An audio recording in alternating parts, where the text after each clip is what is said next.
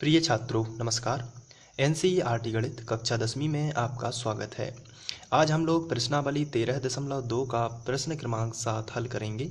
तो आइए सबसे पहले प्रश्न पढ़ लेते हैं। इसमें दिया गया है एक ठोस में ऊंचाई 120 सेंटीमीटर और त्रिज्या 60 सेंटीमीटर वाला एक शंकु सम्मिलित है जो 60 सेंटीमीटर त्रिज्या वाले एक अर्धगोले पर आरोपित है। इस ठोस को पानी से भरे हुए एक लंबवृत्तीय बेलन में इस प्रकार सीधा डाल दिया जाता है कि यह बेलन की तली को स्पर्श करे। यदि बेलन की त्रिज्या 60 सेंटीमीटर है और ऊंचाई 180 सेंटीमीटर है तो बेलन में शेष बचे पानी का आयतन ज्ञात कीजिए। तो ये एक बड़ा सा प्रश्न है लेकिन बहुत ही सिंपल है। आपको इसे थोड़ा ठहर कर ध्यान से देखना होगा, तो आपको थोड़ा धीरज भी रखना होगा। तो चलिए हम इसको ध्यान से समझते हैं। तो सबसे पहले लिखा है एक ठोस है जिसमें क्या क्या सम्मिलित है। ऊंचाई 120 सेंटीमीटर और त्रिज्या 60 सेंटीमीटर वाला एक शंकु है।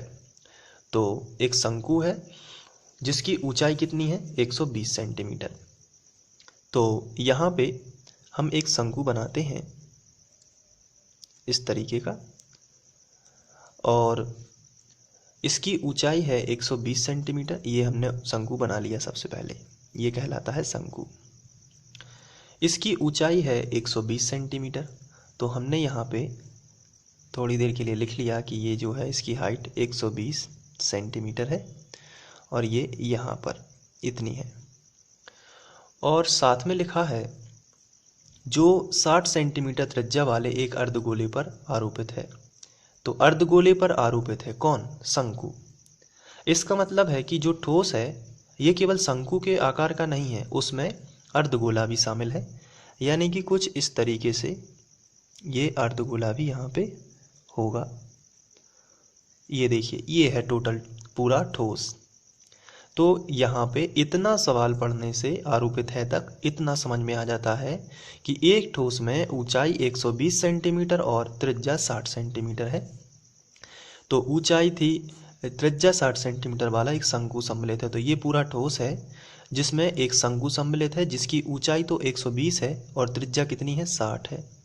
तो ये त्रिज्या 60 सेंटीमीटर, ये क्वेश्चन में दिया गया है शंकु की ऊंचाई 120 और त्रिज्या 60।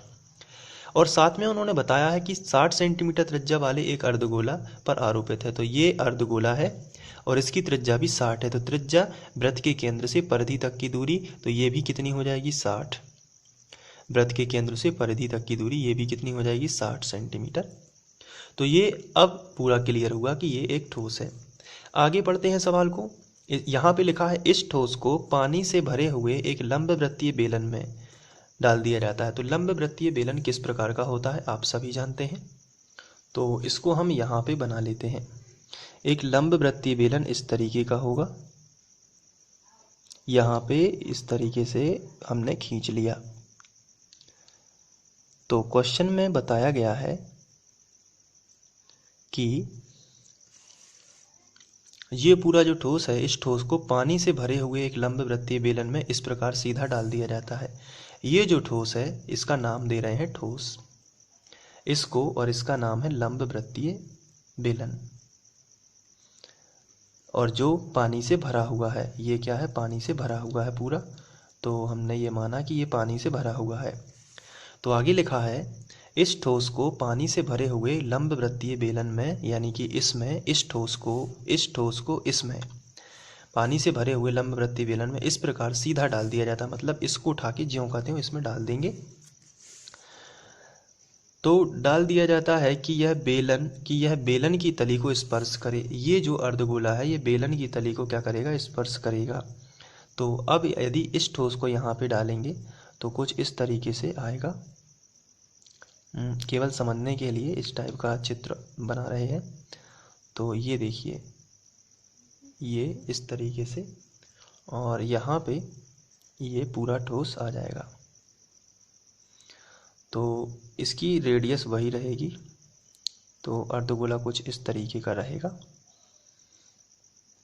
ऐसा इसलिए रहेगा क्योंकि आगे लिखा है कि यदि बेलन की त्रिज्या 60 सेंटीमीटर है तो 60 जब अर्धगोले की है तो ये पूरा हिस्सा ढक लेगा, क्योंकि बेलन की त्रिज्या इतनी ये यहाँ से यहाँ तक की दूरी तो उतनी ही रहेगी, इसलिए आपको समझना है कि ये जो अर्धगोला है ये बेलन के सभी ओर टच हो जाएगा इस तरीके से, और फिर उसका ये जो यहाँ पे शंकु बनेगा। तो इस तरीके से तो इन दोनों चित्रों को हटा के हम एक फेयर चित्र ले लेते हैं। तो ये मैंने अलग से बनाया हुआ है, तो आप यहाँ पे समझ सकते हैं। ये देखिए यहाँ पे ये टच हो रहा है और ये अर्धगोला है और ये बेलन में पहले से है। आगे पढ़ते हैं इसको। और ऊंचाई 180 है, यानी बेलन की जो त्रिज्या है वो 60 सेंटीमीटर है। तो बेलन की त्रिज्या 60 सेंटीमीटर है, तो अर्धगोले की भी 60 है, तो बेलन की भी 60 ही होगी इस क्वेश्चन में। तो यहाँ पे 60 सेंटीमीटर हो जाएगी बेलन की, और ऊंचाई दी गई है 180, तो ये बेलन की यहाँ से लेके यहाँ तक ऊंचाई है। तो अभी हम लोग केवल क्वेश्चन ही समझ रहे हैं, फिर आगे इसको और अच्छे से समझेंगे। तो बेलन में शेष बचे पानी का आयतन ज्ञात कीजिए। तो बेलन में पानी कितना बचेगा, तो यहाँ पे समझने वाली ये बात है कि बेलन में पानी कितना आएगा। तो अब इतने हिस्से में पानी आ सकता है, क्योंकि बाकी हिस्सा तो इसने ढक लिया है, इस ठोस ने, तो इतने हिस्से में आएगा पानी। तो वो कैसे निकालेंगे, तो बिल्कुल सीधा सा आंसर है कि पहले निकालिए बेलन का आयतन पूरा पूरा, और फिर निकाल लीजिए इस ठोस का आयतन, और बेलन के आयतन में से ठोस का आयतन घटा देंगे तो ये हिस्सा आपको मिल जाएगा। और इस ठोस का आयतन कैसे निकालोगे, तो पहले शंकु का आयतन निकाल लेना है और उसके बाद फिर अर्धगोले का आयतन निकाल लेना है, दोनों को जोड़ देना है, तो इस ठोस का पूरा आयतन हो जाएगा। तो इस तरीके से इस क्वेश्चन को सॉल्व करना है। तो ये है पूरे क्वेश्चन का सार जो हम लोगों ने संक्षिप्त में समझा। अब इसको हम लोग डिटेल में देखेंगे। तो चलिए एक एक बात समझते हैं और जो दिया गया है उसको सिस्टमेटिक लिखते हैं। तो सबसे पहले जो हमें दिया गया है क्वेश्चन को यदि लें, तो क्वेश्चन में लिखा है एक ठोस में ऊंचाई 120 सेंटीमीटर और त्रिज्या 60 सेंटीमीटर वाला एक शंकु है। तो हम यहीं से स्टार्ट करते हैं और लिखते हैं, दिया है शंकु की ऊंचाई 120 सेंटीमीटर और त्रिज्या 60 सेंटीमीटर। शंकु की ऊंचाई जो हमें दी गई है वो है 120 सेंटीमीटर, और साथ में त्रिज्या दी गई है 60 सेंटीमीटर। ये दोनों चीज़ें लिख लें। इसके बाद लिखा है अर्धगोले की त्रिज्या। यदि आप क्वेश्चन में देखें तो एक चीज़ और हमें दी गई है, अर्धगोले की त्रिज्या 60 सेंटीमीटर, तो इसको भी यहीं पे ऐड कर देते हैं। अर्धगोले की त्रिज्या और ये भी कितनी है, 60 सेंटीमीटर। तो ये दोनों चीज़ें हम लोगों ने लिख ली। इसके बाद बात करें तो बेलन की त्रिज्या इतनी और ऊंचाई इतनी दी गई है, तो ये भी हम लिख लेते हैं।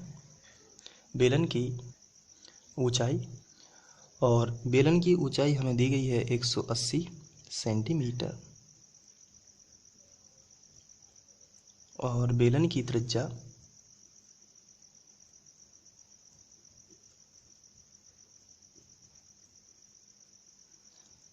ये भी 60 सेंटीमीटर, यानी त्रिज्या तो हर जगह समान ही है। तो अब इसके बाद यदि हम चित्र की बात करें तो इसमें हमें दो बातें ध्यान रखनी है। पहली चीज़, हमें बेलन का आयतन निकालना है, क्योंकि हमें कितने भाग में पानी आएगा यानी शेष बचे पानी का आयतन ज्ञात करना है। तो शेष बचे पानी का आयतन होगा बेलन का आयतन माइनस ठोस का आयतन।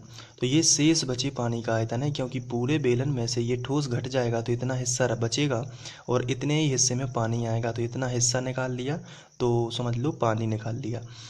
तो शेष बचे पानी का आयतन जो है वो बेलन का आयतन पूरे, बड़ी चीज़ क्या है, बड़ी चीज़ बेलन है, क्योंकि उसी में तो ठोस आया है, इसलिए बड़ी चीज़ में से छोटी चीज़ घटाना है, यानी बेलन का आयतन और माइनस कर देंगे ठोस का आयतन। तो अब हमें बेलन का आयतन निकालना है।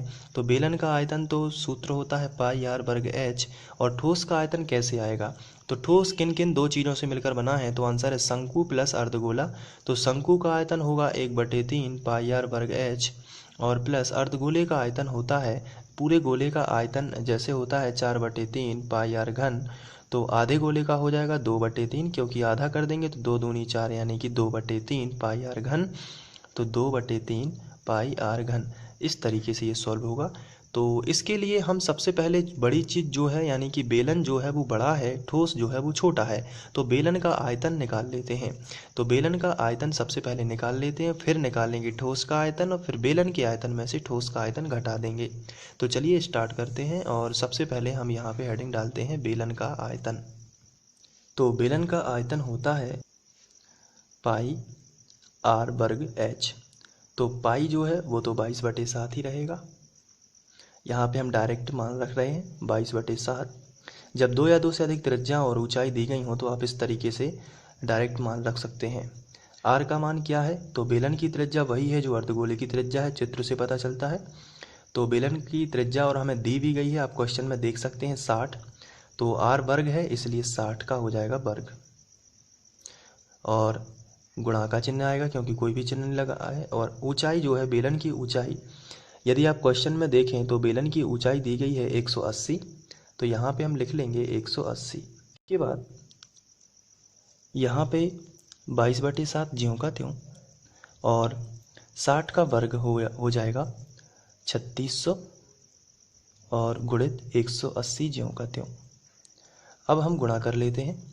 तो सबसे पहले हम 22 × 36 कर लेते हैं, तो रफ का इस्तेमाल करते हैं। तो यहाँ पे हमने लिखा 36 और यहाँ पे लिख दिया 22। तो 2 × 12 की 2 हासिल आ जाएगी 1, 2 × 6 और 1 7। फिर नीचे क्रास लगाया, 2 का गुणा आप फिर से करेंगे तो उतना ही आएगा 72। अब इनको जोड़ लेते हैं, 2 7 और 2 9, और 7 ज्यों का त्यों यानी 792। तो यहाँ पे हम लिखेंगे इन दोनों का गुणा आया है 792, लेकिन ये डबल जीरो है तो इसको हम डबल जीरो ज्यों का त्यों रखेंगे, गुणित 180 और बटे आ जाएगा 7। अब 792 गुणित 18 और कर लेते हैं, और इसके बाद हम 7 का भाग दे देंगे। तो यहाँ पे कर लेते हैं 792 गुणित 18, 18 दूनी 36 की 6 हासिल आ जाएगी 3, और यहाँ पे 18 गुणित 9, तो 18 नम्मा 162, और 162 और 3 और जोड़ देंगे उसमें, तो आ जाएगा 165। 165 की 5 हासिल आ जाएगी 16। तो 18 गुणित 7 करेंगे तो 18 सत्ते 126 होता है, और 126 में प्लस 16 कर देंगे। तो 6 और 6 12 की 2 हासिल आ जाएगी 1 2 और 1 3 और 1 4 और 1 ज्यों का त्यों यानी कि 142। तो जब इन दोनों का गुणा होता है इतना, तो 14 25 6, तो हमने यहाँ पे लिखा 14 25 6, और ये 2 जीरो और 1 जीरो, तो हो जाएंगे 3 जीरो, क्योंकि हमने केवल 18 का किया था 792 में, और बटे आ जाएगा 7। तो ये आ जाएगा आयतन, और ये आएगा सेंटीमीटर घन में। अब आप चाहें तो इसे मीटर घन भी बदल सकते हैं, और इसके लिए हमें 1000 से भाग देना होगा। चूँकि घन है इसलिए 3 बार 100 से भाग देना पड़ेगा, क्योंकि सेंटीमीटर और मीटर में 100 का संबंध होता है, यानी 10/2 की घात। तो यहाँ पे चूँकि सेंटीमीटर घन है तो ज़रा ध्यान से आपको देखना है। यहाँ पर सेंटीमीटर घन है यानी 10 के ऊपर भी 3 की घात, यानी 100 के ऊपर 3 की घात आएगी। तो यहाँ पे 100 के ऊपर 3 की घात का मीनिंग ये होता है 100 गुणित 100 गुणित 100। तो 2 शून्य और 2 शून्य और 2 शून्य यानी कि 6 शून्य, 1 2 3 4 5 6, 6 शून्य यहाँ पे नीचे लिखेंगे तो मीटर में आ जाएगा। तो फिर से समझ लीजिए, 1 सेंटीमीटर जो होता है, अगर 100 सेंटीमीटर जोड़ दिए जाए, यहाँ पे थोड़ा सा और समझ लेते हैं, 100 सेंटीमीटर यदि जोड़ लिए जाए 100 सेंटीमीटर तो बनता है 1 मीटर। तो मीटर में बदलना है, और चूंकि ये आयतन है इसलिए यहाँ पे सेंटीमीटर घन है, तो सेंटीमीटर घन है और मीटर में बदलना है, इसलिए हम क्या करेंगे, यहाँ पे 10/3 की घात या फिर हम 10/6 की घात, क्योंकि 100 पे हो जाएगी 3 की घात, तो यहाँ पे हम 100 गुणित 100 गुणित 100 कर देंगे 3 बार। तो ये हो जाएगा, इसमें भाग चला जाएगा। तो चलिए देखते हैं, इसको हम इस तरीके से लिखेंगे 14 25 6 और 3 जीरो और बटे 7 गुणित 6 शून्य है, तो 1 2 3 4 5 6, तो 6 अंक बाद दशमलव लगा देते हैं। तो यहाँ से लगाते हैं 1 2 3 4 5 6, यानी कि आएगा 14.256 बटे 7। और अब इसको हम लिख सकते हैं मीटर घन। तो बहुत ही सिंपल है, सेंटीमीटर से मीटर बनाना है, तो सेंटीमीटर और मीटर में 100 का संबंध होता है, लेकिन तो नीचे 100 से भाग देंगे, लेकिन घन लगा है तो 100 को 3 बार लिख देंगे नीचे, और फिर ये यहाँ 6 अंक बाद दशमलव लगाया तो इतना आ गया। थोड़ा सा यहाँ पे डिस्टरबेंस हुआ था, लेकिन अब आपको एक बार फिर से देख लेना तो ये समझ में आ जाएगा। इसके बाद अब ये तो था हमारे बेलन का आयतन, अब हमें निकालना है ठोस का आयतन। तो चूंकि चित्र में यदि देखा जाए तो ठोस जो है वो शंकु और अर्धगोले से बना हुआ है, इसलिए हम सबसे पहले लिखेंगे ठोस का आयतन बराबर शंकु का आयतन प्लस अर्धगोले का आयतन। तो हम इस तरीके से लिखेंगे। अब शंकु का आयतन होता है, यहाँ पे देखें, 1/3 पाई आर वर्ग एच। तो यहाँ पे भी हम लिखेंगे 1/3, पाई का मान रख देते हैं 22/7 इंटू आर का मान, चूंकि सभी आर 60 ही हैं पूरे क्वेश्चन में, तो शंकु की त्रिज्या भी 60 गुणित 60 कर देते हैं क्योंकि आर पे वर्ग है, इंटू एच। तो शंकु की जो ऊंचाई दी गई है वो दी गई है 120, तो हम यहाँ पे लिख लेंगे 120 प्लस अर्धगोले का आयतन होता है 2/3 पाई आर घन, ये है अर्धगोले का आयतन। तो यहाँ पे हम लिखेंगे 2/3, पाई का मान 22/7 और आर घन है यानी कि त्रिज्या तो सभी की समान है, इसलिए हम यहाँ पे लिखेंगे 60 गुणित 60 गुणित 60, ये 3 बार लिख दिया। अब यहाँ पे यदि देखा जाए तो कॉमन चीज़ें कौन कौन सी हैं, तो 22/7 इस पद में भी है और प्लस के बाद 22/7 इस वाले पद में भी है।